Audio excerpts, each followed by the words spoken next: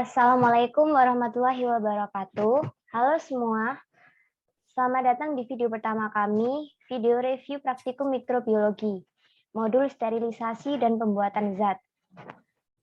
Pada kesempatan kali ini, saya dan partner saya akan mereview modul 1, yaitu sterilisasi dan pembuatan zat. Sebelum masuk ke materi, perkenankan saya dan partner saya memperkenalkan diri. Dengan saya sendiri, Siti Robiatul Zahratun Nuhuf, NPM 02, dan partner saya Rahmaniar Naulita, NPM 01. Kami dari grup A, sesi A1, paralel A. Langsung saja kita masuk ke materi yang pertama. Untuk materi yang pertama akan dijelaskan oleh partner saya. Silakan.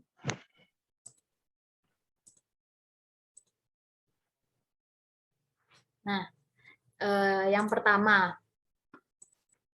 mengapa kita perlu mempelajari mikrobiologi, yaitu karena dalam mikrobiologi kita akan mempelajari mikroba dalam berbagai segi, seperti keberadaannya, kekerabatannya dengan mikroba lain, dan juga penggunaannya atau pemanfaatannya bagi kehidupan, seperti untuk fermentasi wine atau cuka apel.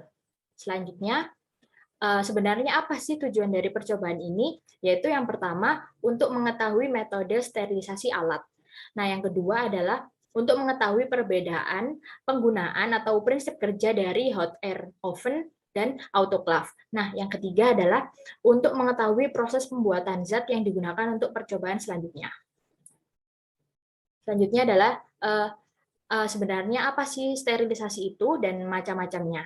Sterilisasi sebenarnya adalah metode untuk membebaskan suatu objek atau benda dari semua mikroorganisme yang hidup.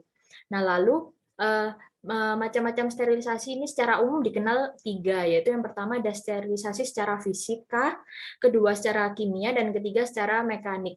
Nah, untuk sterilisasi secara fisika itu dapat dilakukan apabila bahan atau alat yang disterilkan tidak terurai atau tidak berubah bentuk apabila terkena suhu tinggi dan tidak terurai.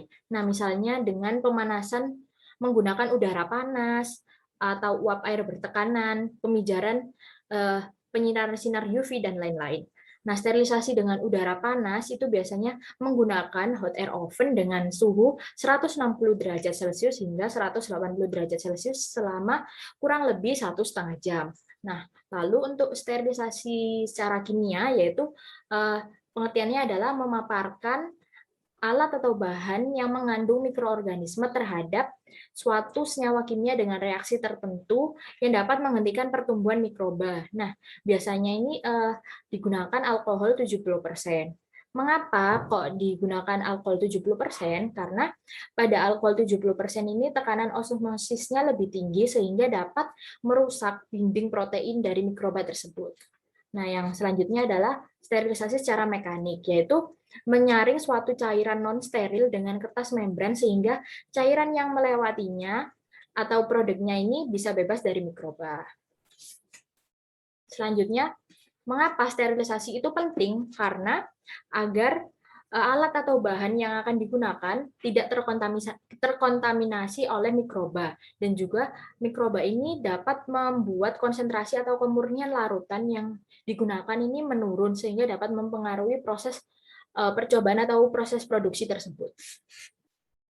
Selanjutnya, mengapa tidak semua alat atau media dapat disterilisasi dengan suhu yang tinggi?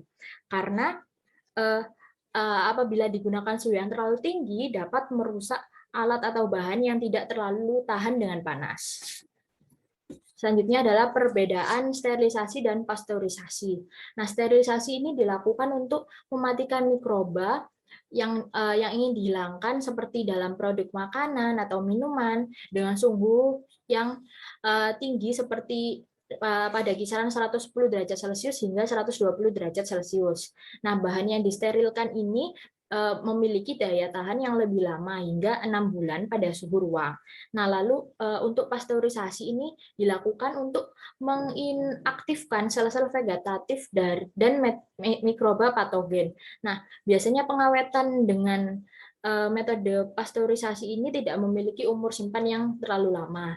Nah, metode pasteurisasi ini dilakukan pada suhu rendah sekitar 70 derajat Celcius hingga 80 derajat Celcius. Nah, selanjutnya apa perbedaan sterilisasi menggunakan panas lembab dan panas kering?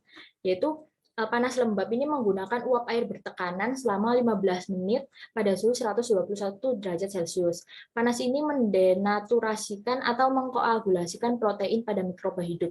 Alat yang biasa digunakan ini adalah dengan metode sterilisasi panas lembab adalah autoclave. Nah, lalu untuk sterilisasi menggunakan panas kering, contoh alatnya yang biasa digunakan itu oven, yaitu dengan udara panas dan pembakaran. Cocok untuk material yang non-aqueous dan panasnya stabil. Selanjutnya, prinsip kerja dan perbedaan dari autoclave dan oven. Nah, oven ini berfungsi untuk mensterilkan alat-alat yang berbahan kaca yang tahan panas dan digunakan pada sterilisasi dengan udara kering. Nah, dengan metodenya itu dengan membebaskan alat-alat dari mikroba. Cara penggunaannya itu alat-alat yang akan disterilkan akan dibungkus dahulu dengan kertas sebelum dimasukkan ke dalam oven. Nah, mengapa kok digunakan kertas coklat ini? Karena agar panas yang diserap oleh alat yang disterilkan ini tidak langsung terkena alatnya dan agar panas yang diserap itu merata dan juga agar tidak terkontaminasi saat dikeluarkan dari oven. Lalu yang kedua adalah autoclave. Autoclave ini digunakan untuk sterilisasi panas lembab yaitu dengan uap air panas bertekanan. Biasanya tekanan yang digunakan sekitar 15 PSI atau 2 atm. Prinsip kerjanya yaitu dengan menggunakan uap air panas bertekanan untuk membunuh mikroba pada alat atau bahan yang digunakan. Selanjutnya, kelemahan dan kelebihan autoclave dan oven. Nah, kelebihan pada oven ini bahan atau alat yang disterilisasi ini tetap dalam keadaan kering karena menggunakan udara kering dan tidak mengikis permukaan gelas. Nah, lalu untuk kekurangannya ini membutuhkan waktu yang relatif lebih lama karena menggunakan proses oksidasi dan juga karena menggunakan proses oksidasi sehingga dapat merusak alat atau bahan yang peka terhadap panas. Lalu kelebihan dan kelemahan autoclave yaitu untuk kelebihannya waktu sterilisasinya itu lebih singkat dan tidak membuat alat atau bahan yang digunakan ini menjadi berubah tekstur gitu. Lalu memberikan jaminan sterilisasi yang lebih baik. Lalu untuk kekurangannya, bahan ini menjadi mudah basah karena menggunakan uap air yang bertekanan itu tadi dan memungkinkan bahan untuk menjadi rusak. Selanjutnya akan diteruskan oleh partner saya. Terima kasih.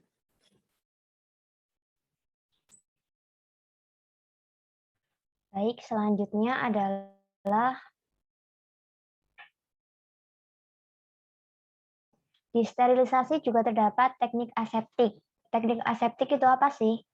Jadi teknik aseptik atau yang disebut dengan teknik steril biasanya digunakan untuk mencegah kontaminasi mikroba dalam laboratorium atau dapat dikatakan pula usaha untuk menjaga lingkungan agar terbebas dari kontaminan benda asing atau mikroba.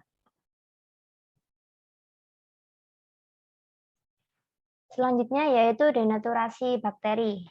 Denaturasi bakteri itu pada intinya menghambat kehidupan mikroorganisme dengan cara mendenaturasi protein enzim dalam mikroorganisme dan menyebabkan enzim akan menjadi inaktif, sehingga metabolisme dari enzim akan terganggu dan akan menyebabkan terjadinya kerusakan sel. Mekanisme dari denaturasi sendiri yaitu dengan cara memberikan antiseptik atau desinfektan yang mengandung tanin ataupun flavonoid. Penambahan tanin atau flavonoid akan mengakibatkan koagulasi protein dinding sel bakteri. Apabila bakteri tidak mempunyai dinding sel, maka tidak akan bertahan hidup. Selanjutnya yaitu perbedaan mesofilik dan termofilik. Mesofilik itu mikroorganisme pengrusak bahan pangan, sehingga mikroorganisme jenis ini mempunyai suhu pertumbuhan optimal sekitar 25-30 derajat Celcius. Untuk yang termofilik, termasuk mikroorganisme yang dapat hidup pada suhu 45-88 derajat Celcius. Mikroorganisme termofilik mengandung protein tahan panas dan tahan denaturasi, sehingga mampu beradaptasi di suhu yang lebih ekstrim. Jadi kesimpulannya, kalau mesofilik itu ada di suhu yang optimal sekitar 25-30, sedangkan termofilik pada suhu yang tinggi sekitar 45-88 derajat Celcius. Selanjutnya yaitu aplikasi sterilisasi di industri.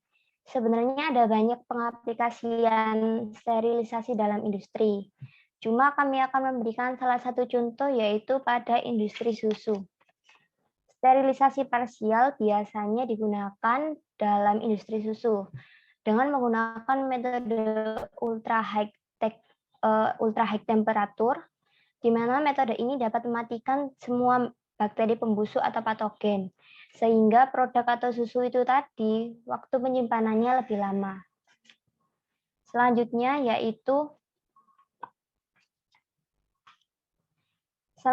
faktor-faktor yang mempengaruhi sterilisasi.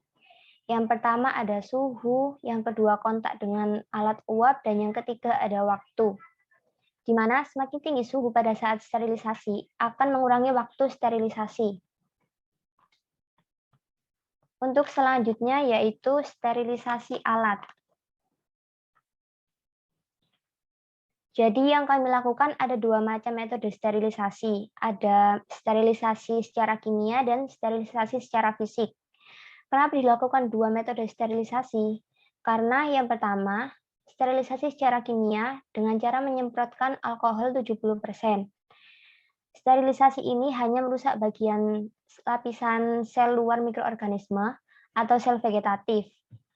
Kemudian setelah sterilisasi secara kimia, dilanjutkan dengan dibungkus dengan kertas coklat atau bisa diganti dengan aluminium foil dengan tujuan agar tidak terjadinya kontaminasi. Setelah dibungkus, dilanjutkan dengan sterilisasi secara fisik dengan dimasukkan pada oven pada suhu 160 derajat Celcius sampai 180 derajat Celcius selama 1,5 jam. Sterilisasi secara fisik bertujuan untuk mematikan seluruh sel mikroorganisme. Karena mikroorganisme tidak bisa hidup di suhu yang tinggi, atau sterilisasi secara fisik dapat merusak sel spora pada mikroorganisme. Selanjutnya yaitu pembuatan zat. Pembuatan zat atau larutan berfungsi untuk memberi warna atau pengecatan mikroorganisme. Pembuatan zat atau larutan sama dengan pembuatan larutan pada umumnya, diawali dengan menimbang, melarutkan dalam pelarut, dan yang terakhir adalah dihomogenkan. Berikut ini zat yang kami buat pada saat praktikum. Yang pertama adalah larutan kristal violet, larutan valin A, larutan asid alkohol. Selanjutnya,